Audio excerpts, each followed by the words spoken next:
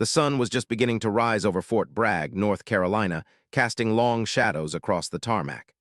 Captain Sarah Mitchell stood in the early morning light, her boots polished to a shine that could reflect your face, her uniform crisp and perfect. She had been at this base for 3 years, and in those 3 years she had earned herself a reputation, but not the kind she wanted.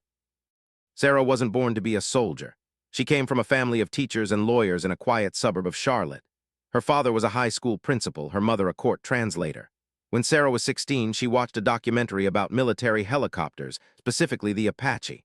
The moment she saw that machine lift into the sky, something changed inside her. She watched the pilot take control of that powerful beast and dance it through the clouds with precision and grace. Right then, Sarah knew what she wanted to do with her life. Her parents had cried when she told them, not the kind of tears you cry at graduations or weddings. These were harder tears, the kind that come from fear. But Sarah was determined. She was always determined. That was her nature. When she wanted something, she didn't just want it a little, she wanted it with every fiber of her being. She joined the military at 22, fresh out of college with a degree in mathematics and a heart full of dreams. Her commanding officers told her she was a natural. Her flight instructors said she had instincts that couldn't be taught. She logged over 500 flight hours in every helicopter the Army would let her fly. Every single evaluation said the same thing. Exceptional pilot, strong candidates for advanced combat operations. Sarah should have been happy, but there was a problem. In the Army, there were ways things were done. There were traditions, and some of those traditions were older than anyone wanted to admit. The Apache attack helicopter was considered the most dangerous bird in the sky. It was fast, it was powerful, and it was meant for warriors. Real warriors, some people said, the kind of people who looked a certain way, the kind of people who had a certain kind of strength, the kind of people who definitely weren't women.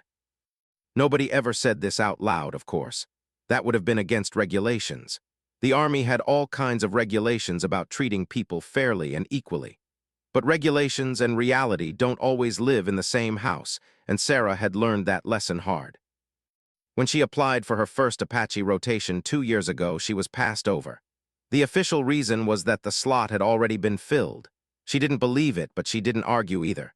Sarah had learned not to argue. People didn't like it when you argued. She applied again the next year. Same result. Different reason this time. The rotation was being reassigned to someone with more combat flight time. She had more combat flight time than the person who got the slot. She knew this. Her supervisor knew this. Everyone knew this. But she smiled and said it was fine and went back to flying transport helicopters. Hundreds of hours, thousands of hours, perfect safety record, 0 incidents, awards for professionalism. And then a year ago, something shifted. General Robert Ashton became the commanding officer of the Air Operations Division. He was a new kind of leader, or at least that's what people said. He was younger, only 51, and he had come from a joint task force where he had overseen programs that worked hard to be more inclusive and diverse. Sarah heard about this on the base, and for the first time in 2 years, she felt something she thought she'd lost. Hope. The morning she stood on the tarmac, Sarah was reporting to a routine briefing. It was just another day that she expected would be like all the others. But as she walked past the Apache hangars, she saw General Ashton standing with several mechanics looking at the helicopters. He was new enough that she hadn't had direct contact with him yet. They had never spoken. She made a decision that some people would later say was brave, others would say was foolish. Sarah walked over to him, saluted, and introduced herself. General Ashton, I'm Captain Sarah Mitchell. I wanted to introduce myself and express my interest in the Apache rotation coming up next quarter. The general turned and looked at her. He was tall, with gray hair and the kind of face that had seen a lot of the world. For a moment he just studied her, not unkindly, just with attention. Then he smiled a little and said, "You know, Captain, it's a demanding program, very demanding. Have you thought about whether that's really what you want?" Sarah's heart sank a little, but she kept her voice steady. "Sir, I've been flying helicopters for the Army for 6 years. I have over 1,500 flight hours. I have a perfect safety record and multiple commendations. I have wanted to fly the Apache since I was 16 years old. So yes, sir, I've thought about it. I know what I want." The general nodded slowly. "I'm sure you do, Captain. Let me look into your file. We'll talk soon." That conversation should have been a good sign, but it wasn't. What happened next was something Sarah would think about for a very long time. 2 days later, she was called into a meeting with her direct supervisor, Colonel James Hutchins. Hutchins was 60 years old, a career military man with 35 years of service. He was respected in the command. He was also, Sarah would come to understand, very worried about change. "Captain Mitchell," he said, not looking up from his desk, "I understand you've been speaking with General Ashton about the Apache program." "Yes, sir. I expressed my interest in the rotation, sir." "I see." Hutchins set down his pen and finally looked at her. His face was serious. "Sarah, I'm going to be direct with you. That program is not for you. I'm telling you this as someone who has your best interests at heart."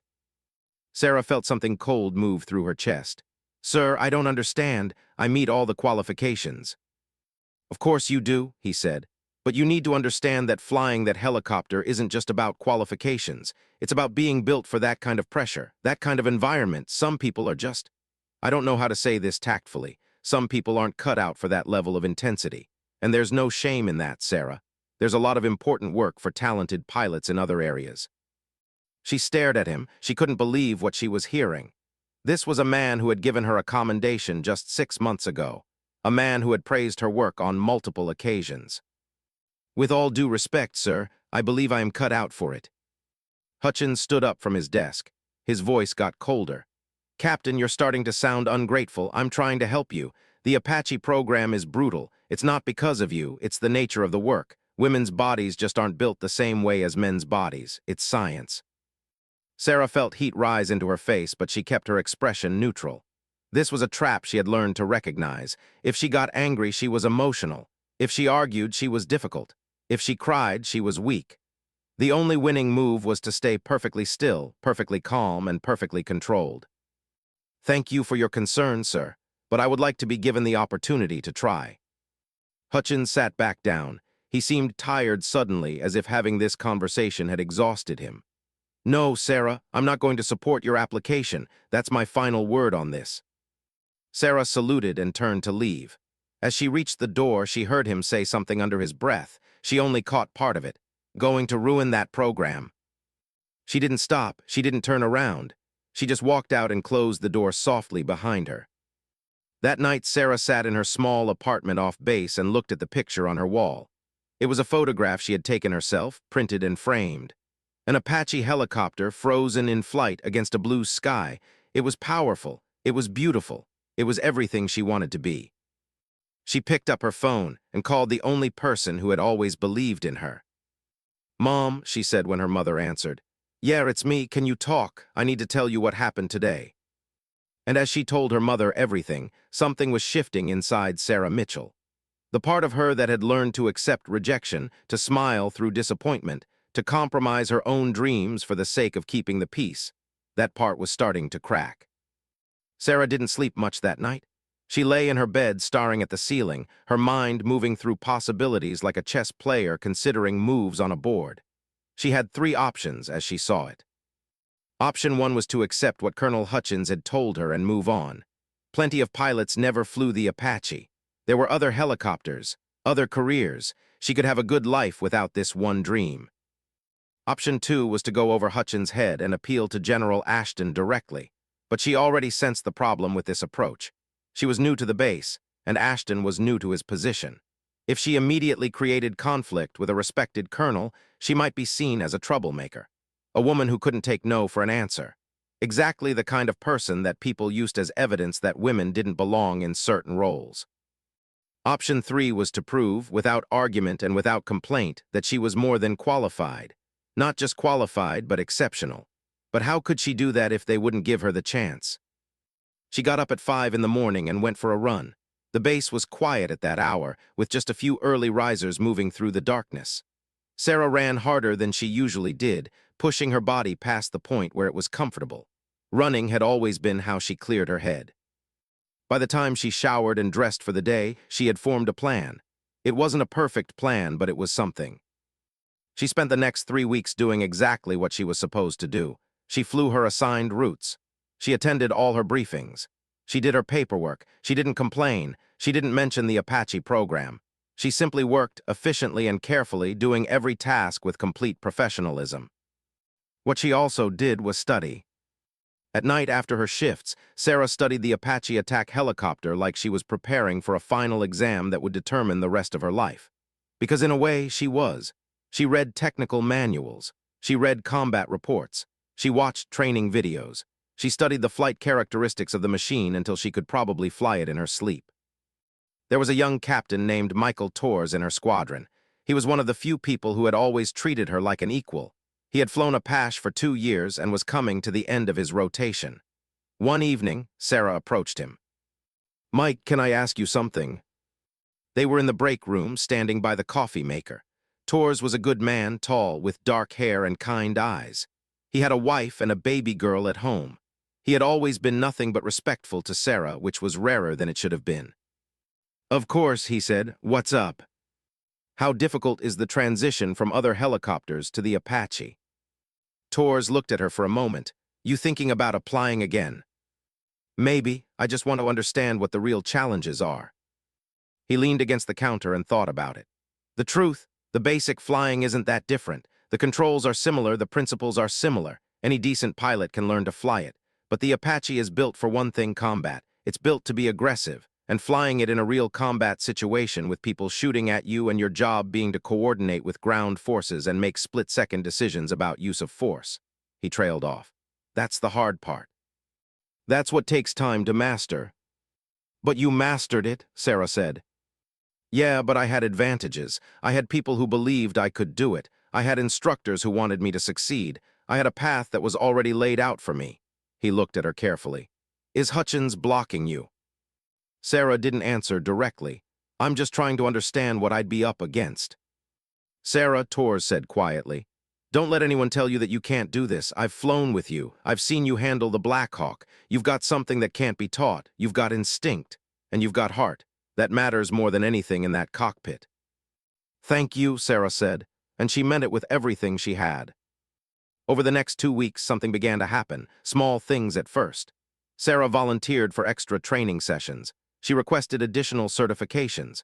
She participated in every advanced flying program that was offered. She raised her hand in briefings.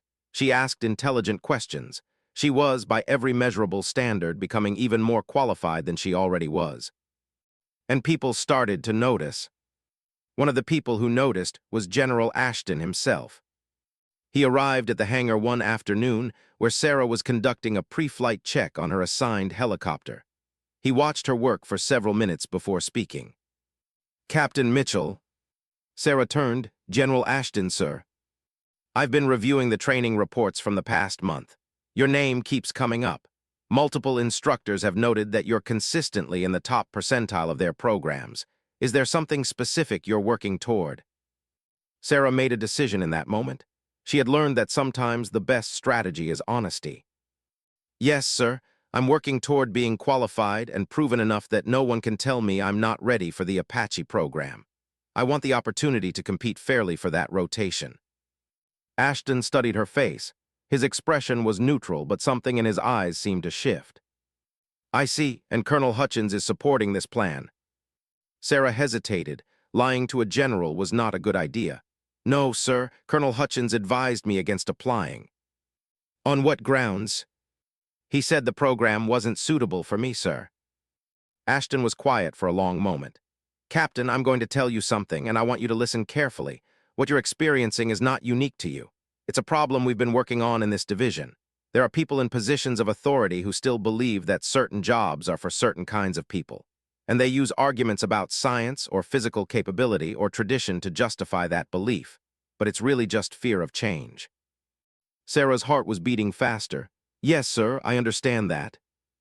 The question is, how much are you willing to push back against that fear? Because it's going to push back against you. Hard." "I'm willing to do whatever it takes, sir." Ashton nodded slowly. "Good, here's what's going to happen. In 2 weeks, we're running the Apache qualification courses. That's normally a closed program with pre-selected candidates. But I'm opening it up. Anyone who meets the basic requirements can apply. It will be competitive, it will be difficult, but it will be fair. Are you interested?" Sarah could hardly believe what she was hearing. "Yes, sir. Absolutely, sir." "All right, but understand this. You're going to make a lot of people uncomfortable. You're going to fly that helicopter and you're going to be good at it. And some people are going to have a very hard time accepting that. You ready for that? Yes, sir, Sarah said, and she meant it. Then make sure your paperwork is in by end of business today. And Captain, don't tell Colonel Hutchins. He doesn't need to know until after you qualify. I want the decision to be made on pure merit without any politics getting in the way. 2 weeks later, Sarah walked into the Apache qualification course. There were 8 people in the program. 7 of them were men. 6 of them had combat experience. Sarah had the least experience of anyone in the room, and she was the only woman. The instructor was a major named David Chen, a war veteran with lean features and intelligent eyes. On the first day, he looked at all of them and said something Sarah would remember for the rest of her life. Welcome to the hardest course you will ever take. We're going to push you past the point where you think you can go. We're going to test your skills, your mind, and your character. Some of you will make it through. Some of you won't. And when we're done, those who are standing will be the best pilots in the United States Army. He paused and looked directly at Sarah, not unkindly, but with a clear kind of focus. That is assuming, he continued, that you all remember that being here is a privilege and that the only thing that matters is whether you're the best, not who you are, not where you came from, not what you look like, just whether you're the absolute best. The course was brutal. It started at 5 in the morning with physical training and ended at 8 at night with classroom instruction.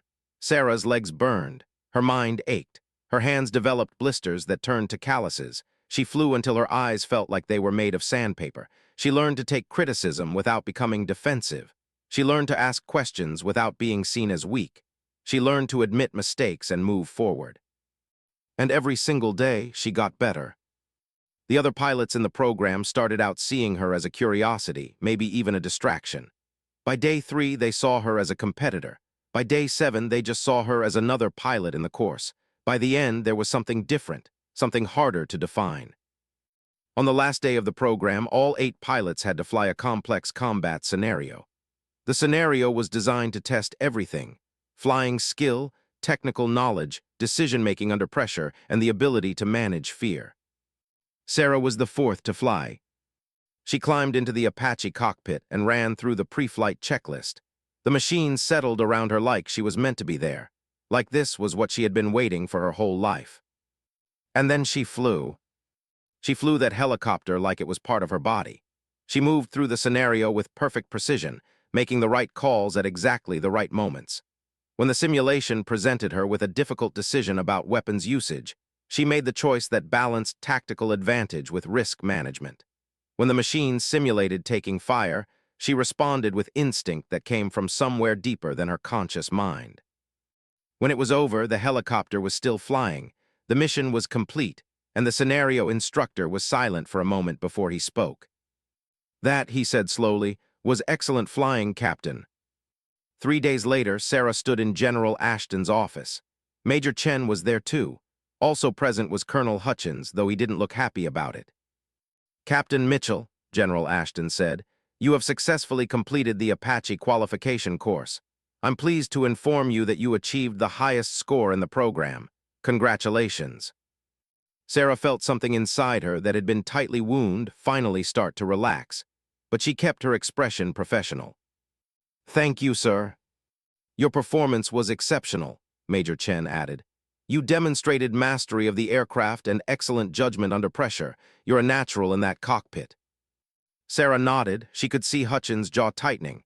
He had known this was coming, of course, but knowing it and witnessing it were different things. Colonel Hutchins, the general said, I'm assigning Captain Mitchell to your Apache rotation, effective immediately. She will be receiving the same assignments as any other pilot in the program.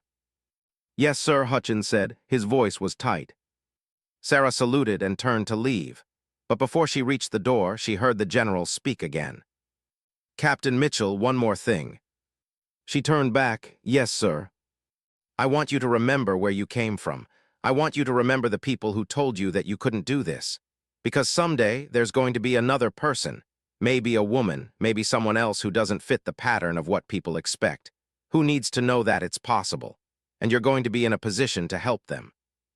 Will you remember that? The first time Sarah strapped into an Apache as an assigned pilot, not as a student, not as a trainee, but as a member of the operational squadron, she felt something shift in her chest.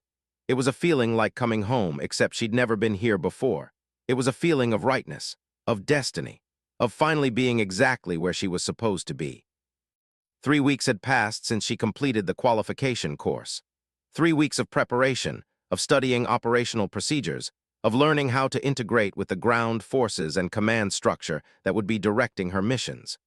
3 weeks of being the newest member of the Apache squadron and feeling the weight of every eye on her. The other pilots in the Apache squadron were mostly polite. Mostly. There was one, Major Robert Sullivan, who seemed to go out of his way to make things difficult. He would make comments about lowering standards or social experiments. He would question her decisions in briefings.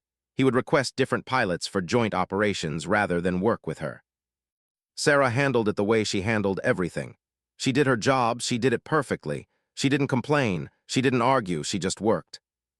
But underneath, she was processing something deeper. Anger. Real, hot, justifiable anger. Anger at Hutchins for trying to keep her away from this. Anger at Sullivan for making her prove herself every single day. Anger at the system that made her have to be twice as good just to be seen as equal. That anger, she discovered, made her a better pilot. Her first assignment was a routine training mission with Major Torres, her friend from before. They were flying a surveillance pattern over a training area, practicing the coordination between the two pilots in the Apache cockpit. Unlike some helicopters, the Apache had 2 seats, one for the pilot who controlled the movement of the aircraft, and one for the gunner who managed the weapon systems. Sarah was in the pilot's seat, Torres was in the back. "Running hot," Torres said through the communication system. "Copy that," Sarah responded. "Beginning pattern alpha." She pushed forward on the cyclic control and the Apache tilted forward, gaining altitude and speed. The landscape below stretched out beneath them, empty training grounds with mock targets positioned at various distances. Everything was routine. Everything was by the book. Except nothing was routine for Sarah. She was flying the Apache. After everything, after all the obstacles and the rejections and the people telling her she didn't belong, she was finally flying the Apache. "Beautiful flying, Captain," Torres said after they completed the maneuver. "Thanks, Mike, this feels right. Does that make sense?" "Perfect sense. You belong in that cockpit. I knew it from the first time I flew with you." They completed the exercise without incident, and as Sarah brought the Apache back into land, she felt something like peace settle over her. Not the absence of challenge, but the presence of purpose. She had found what she was supposed to do.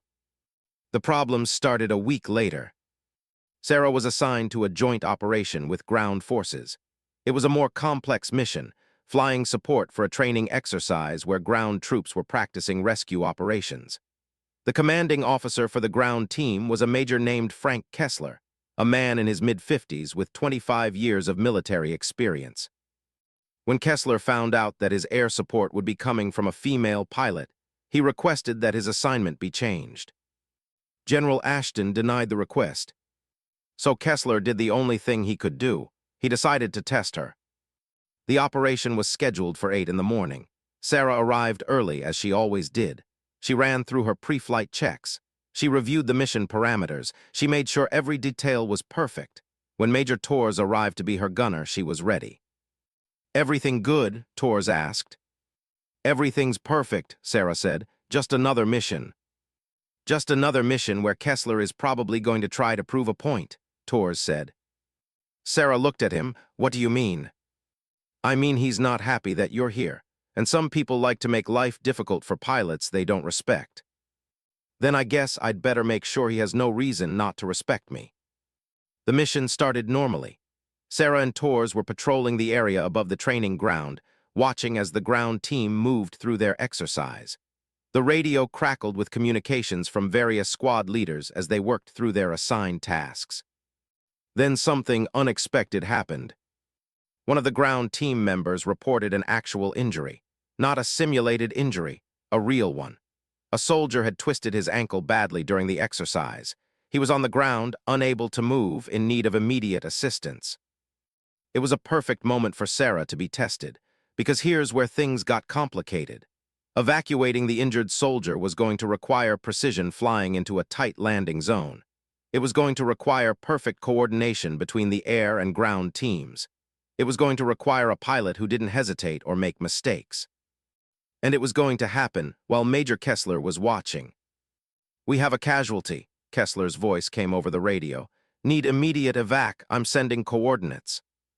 "Copy," Sarah responded, moving to position. She could feel Tors becoming more focused in the back seat. This was real now. This wasn't a training exercise anymore. There was a soldier on the ground who needed help. Sarah approached the landing zone carefully. It was in a rocky area with trees on one side and rough terrain all around. The space was tight, maybe 50 feet across, not much room for error. If she put the Apache down at the wrong angle, it could roll. If she came in too fast, she could lose control. She slowed the helicopter's approach, feeling the resistance in the controls, making tiny adjustments. The ground rose up beneath her. She could see the soldier below, and she could see Kessler standing nearby, his head raised, watching. "Steady," she said to herself. The helicopter touched down with barely a bump, perfect landing. "You're good to evac," she said to the ground team. Soldiers rushed toward the helicopter. They were moving the injured soldier, getting him ready.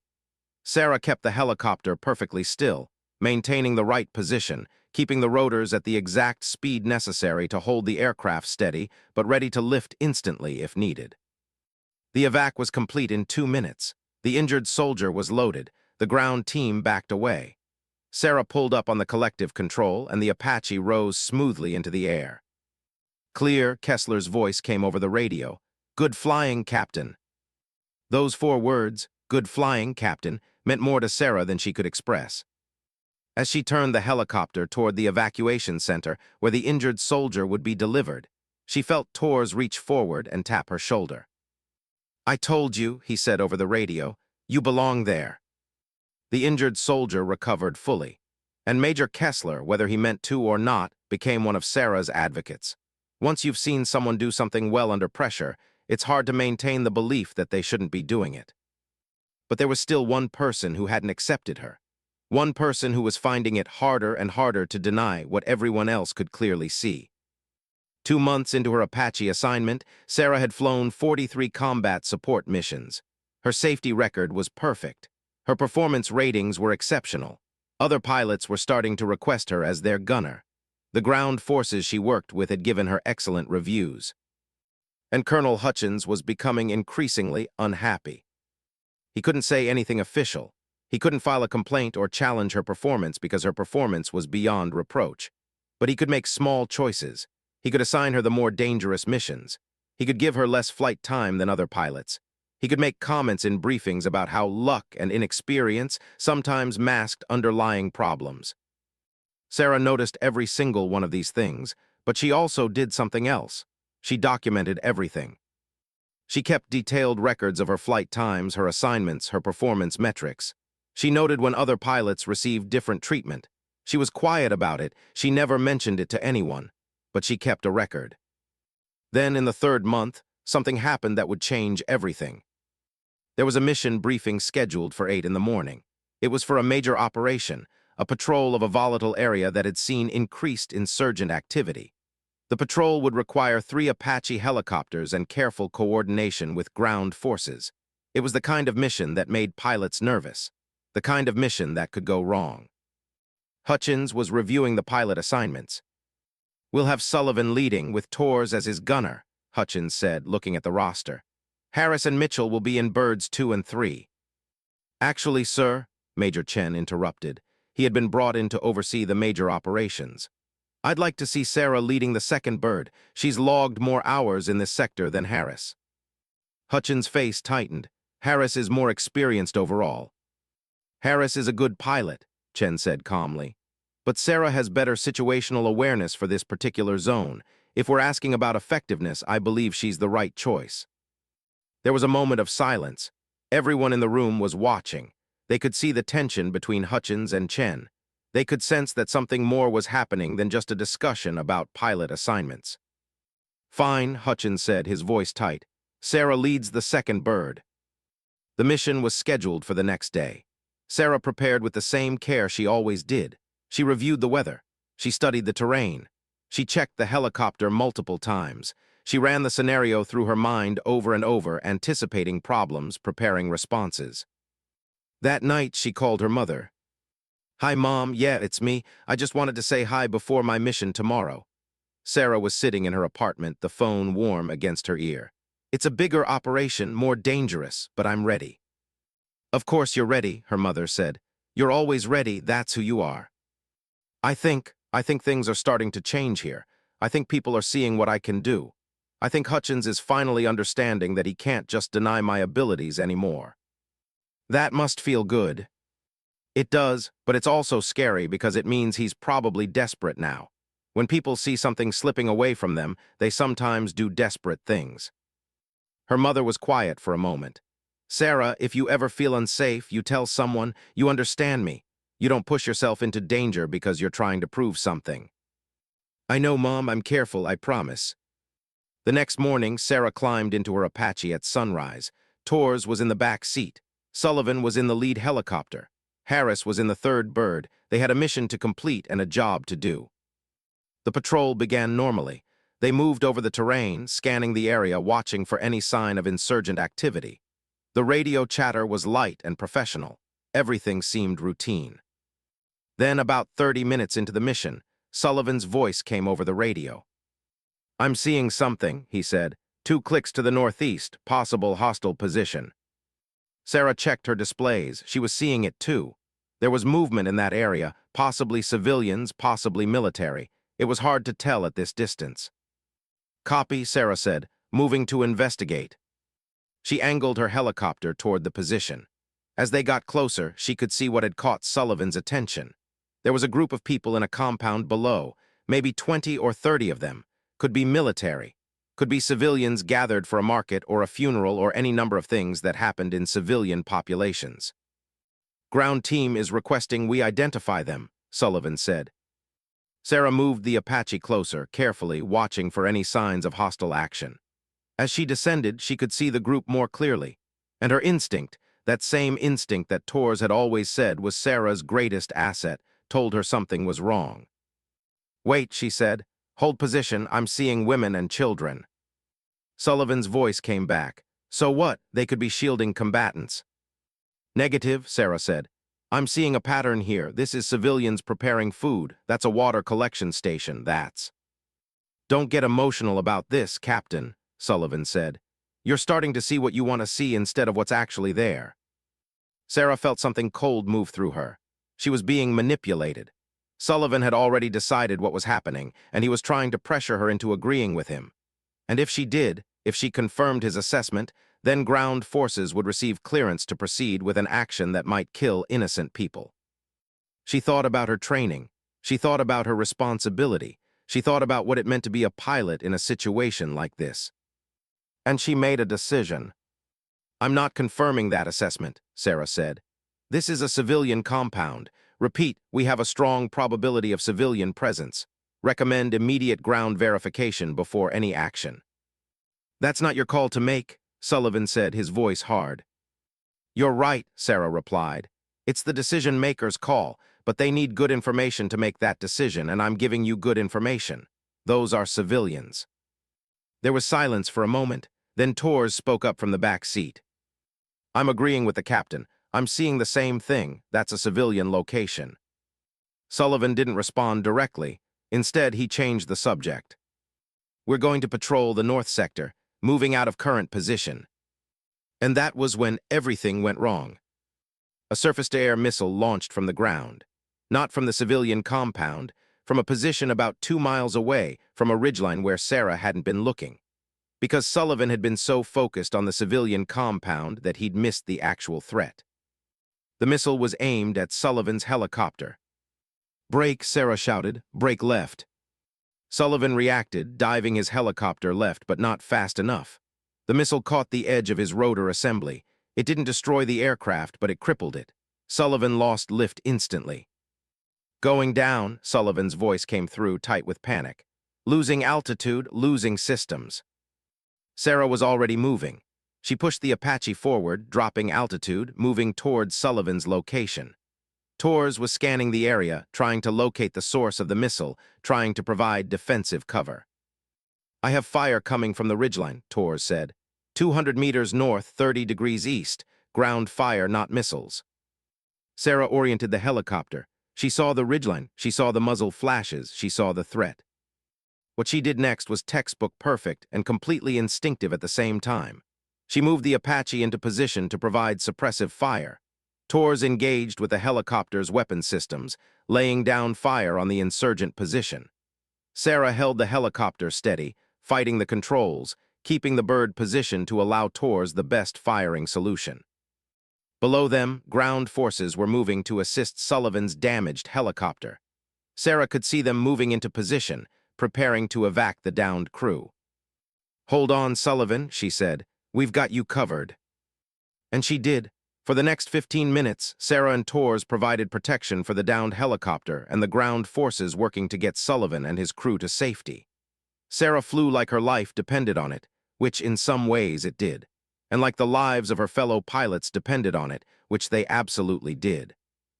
When Sullivan's crew was safely evacuated and the immediate threat was contained, Sarah brought her helicopter back to altitude.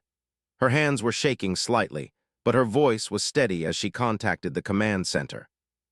"Mission evac complete, moving to secondary patrol position." General Ashton was in the command center. He had been monitoring the entire mission.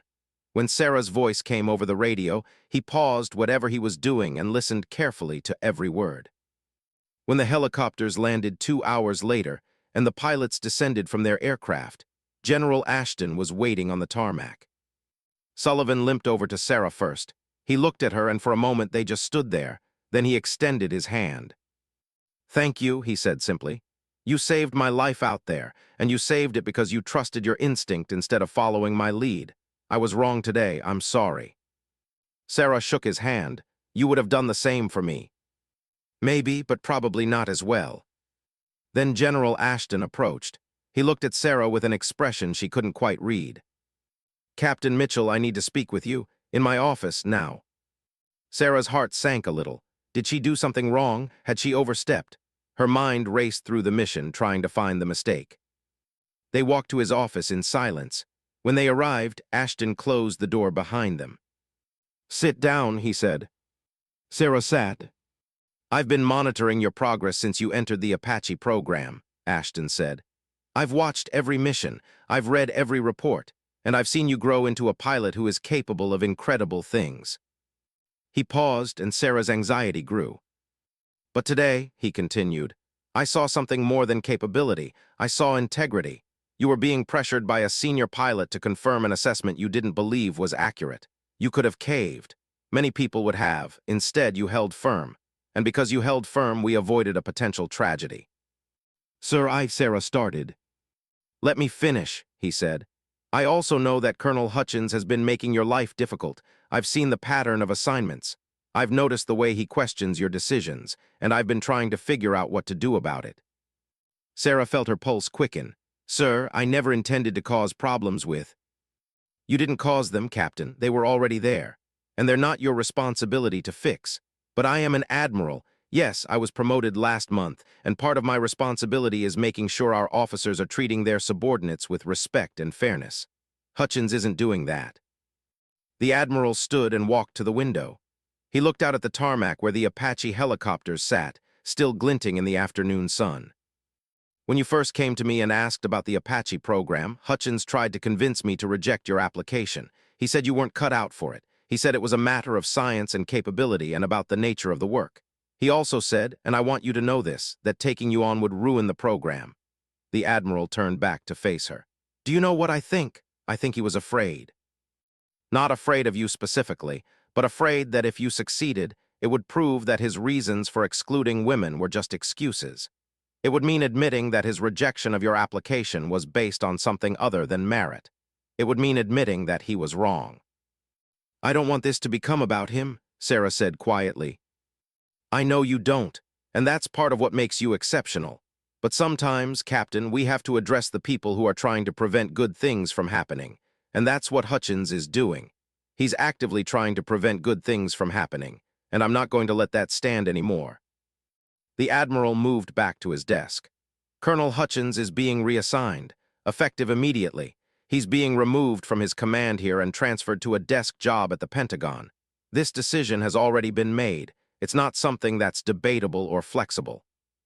Sarah felt a strange mix of emotions: relief, vindication, but also something like sadness, because even though Hutchins had been unkind, even though he had tried to keep her from her dream, she wouldn't have wished this outcome on him. "What happens now?" she asked.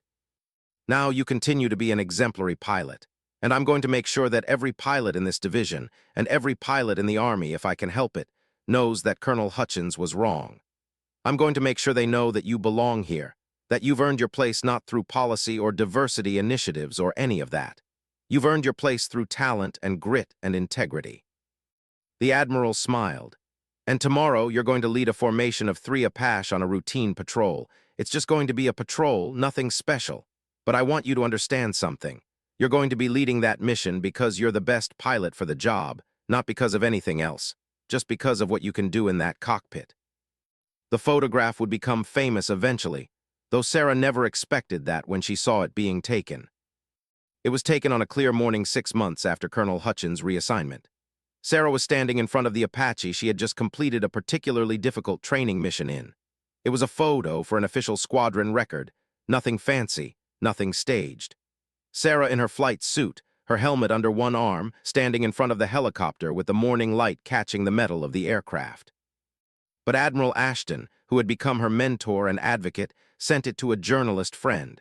The journalist had been working on a story about women in the military and the obstacles they face. Sarah's photo, along with her story, became the centerpiece of that story. The article ran in a major national magazine. The headline read, "Breaking the Sound Barrier, How One Pilot Shattered Glass Ceilings and Saved Lives." Sarah's mother framed it. She kept it on her desk at home. When Sarah visited, which she did more often now, she would see it and remember how far she had come. By the time the article ran, Sarah had logged over 300 hours in the Apache. She had been part of 7 major operations. She had prevented 2 potential civilian casualties through her instinct and professionalism. She had saved the lives of 5 soldiers, Sullivan and his crew, plus others in subsequent operations. And she had become something that the people at the beginning of her journey said was impossible. She had become the best. The notification came on a Thursday morning. Sarah was called into Admiral Ashton's office. Major Torres was there, and so was the newly promoted General David Chen, who had overseen the Apache qualification course that had changed Sarah's life.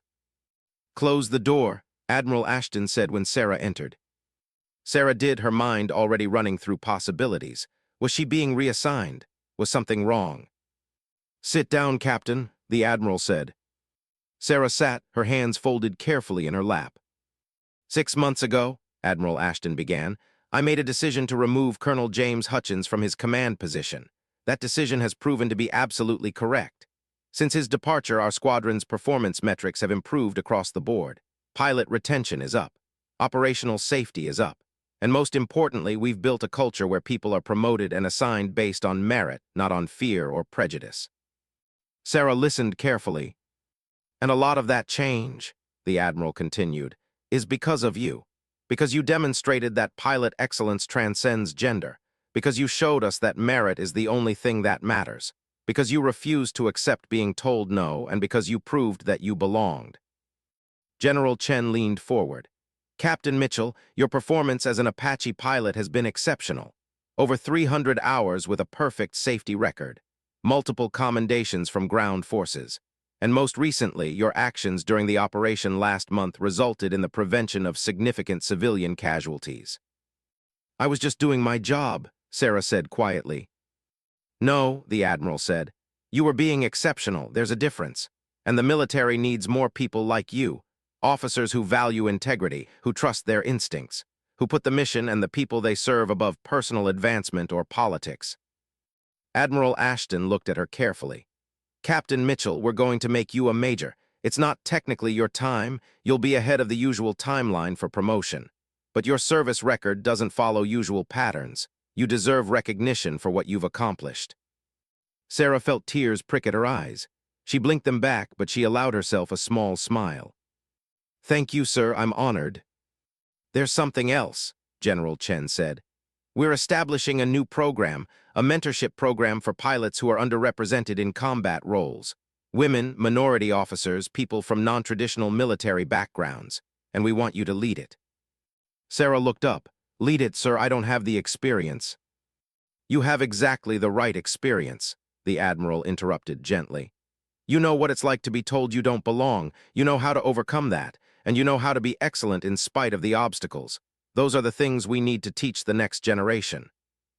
"That is," the Admiral said, standing and moving toward his window, "if you're interested.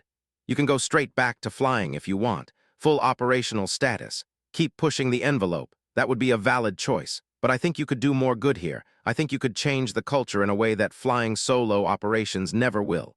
What do you think?" Sarah thought about it. She thought about the young woman she had been, watching that documentary about Apache helicopters, dreaming a dream that seemed impossible. She thought about how many other young women were probably dreaming similar dreams right now, probably being told they were impossible, probably being turned away. "I'll do it," she said. "I'll lead the program." The promotion ceremony was held on a Friday afternoon. The whole squadron was there, along with representatives from other units and higher command. Sarah stood in her new uniform, with the insignia of a major on her shoulders, and received the formal recognition. When it was over and the ceremony concluded, there was a reception. Sarah moved through the crowd, accepting congratulations, talking to other officers, trying to process the fact that her life had changed so dramatically in such a short time. Then she saw someone from her past. Colonel James Hutchins was standing near the entrance to the reception hall. Sarah hadn't known he was coming. He was still in the Army, technically, though he was stationed at the Pentagon now. He was apparently visiting the base. She could have avoided him. She could have turned and walked the other direction, but Sarah had learned something important over these past months. Anger was useful, but forgiveness was more powerful. She walked toward him. "Colonel Hutchins," she said, extending her hand. Hutchins looked surprised to see her. For a moment he didn't take her hand, then he did. "Major Mitchell," he said, his voice was quiet. "Congratulations on your promotion." "Thank you, sir." "I saw the magazine article," he said, about your experience and your accomplishments." "Yes, sir." Hutchins was quiet for a long moment. When he spoke again, his voice was different, softer, more human. "I owe you an apology, Sarah. A real one, not the official kind. I was wrong about you. I was wrong about a lot of things. I let my fear get in the way of doing the right thing, and because of that, I held back someone who deserved to soar." Sarah didn't know what to say. She hadn't expected this. She had expected defensiveness or cold politeness, not genuine regret. "I appreciate that, sir," she said finally. "I hope," Hutchins continued, "that you found what you were looking for, that the Apache is everything you dreamed it would be." "It is," Sarah said, and it was true. Flying the Apache was everything she had dreamed, but she had also discovered something else, that she was capable of even more than she had imagined. That leadership was part of her calling too. That changing the system for other people mattered just as much as achieving her own dreams. "I'm glad," Hutchins said, and she believed he meant it. After he left the reception, Sarah found herself alone for a moment. She stepped outside onto the tarmac where the helicopters sat dark against the evening sky. The sun was setting in brilliant oranges and reds, and the Apache looked majestic in that light.